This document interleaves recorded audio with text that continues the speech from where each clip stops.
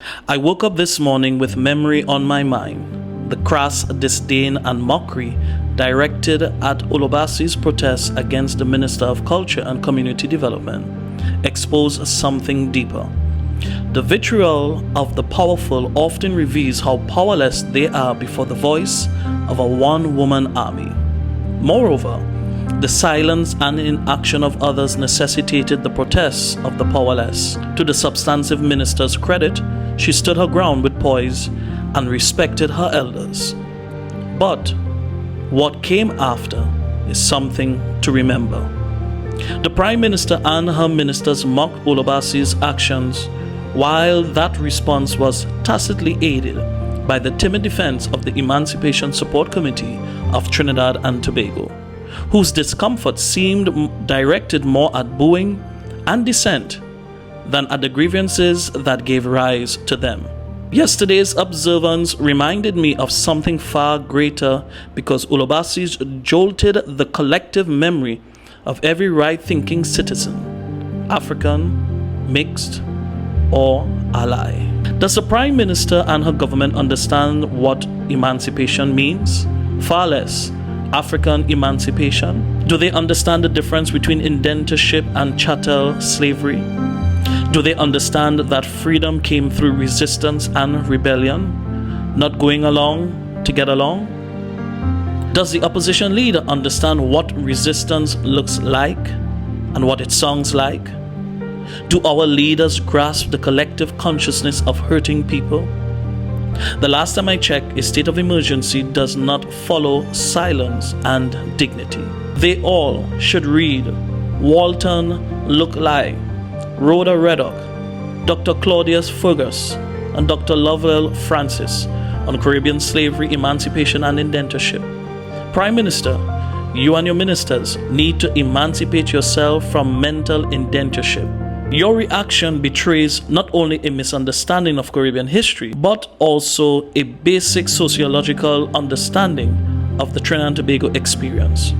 To the opposition leader, emancipation is more than presents, prance, and platitudes.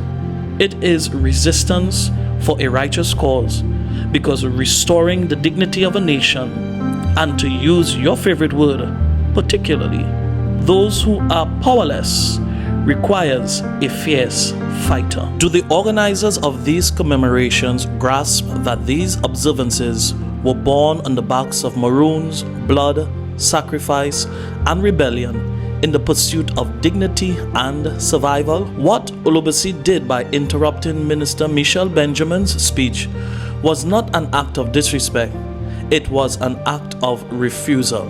Her chant, "We will remember," was a refusal to forget. She had no parliamentary privilege, she had no office, she had no team, she feared no SOE, because the plight of oppression can be of no greater urgency.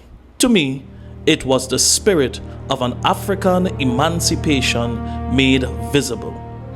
We've heard this cry before. Her cry, "We will remember," echoed the water riots of 23rd March 1903, when increased water rates through metering sparked public outrage. Crowds gathered around Brunswick Square and the Red House. Police opened fire.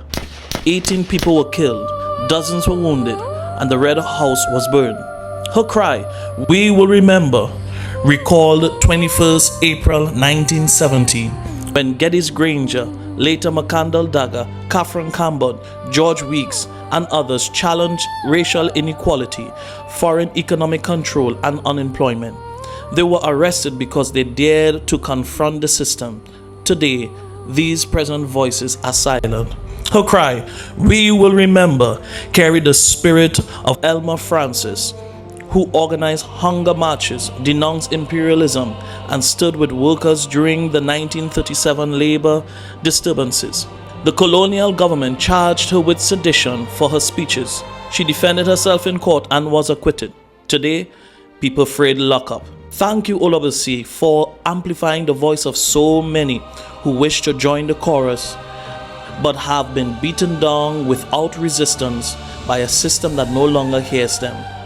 If the water riots erupted over increased water charges and left 18 people dead, what should we make of a nation that has witnessed more than 40 increases in taxes, fines, and fees, alongside more than 40,000 unemployed?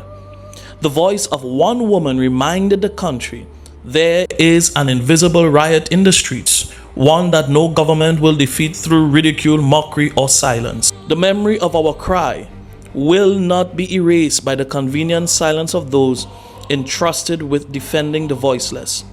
Thank you for forcing this nation to remember. Thank you for doing the job you were never paid to do. Thank you, Olabisi, for standing as another woman warrior, carrying this nation in the strength of your fighting voice. We will not allow others to ride on your courage or benefit from your conviction selfishly. Trinidad and Tobago is where it is today because we forgot, and because we allowed people on both sides of the political aisle to corrupt our memory. We forgot the cost of freedom. We forgot the price of resistance. We forgot that every liberty we enjoy was purchased by men and women who refused to bow.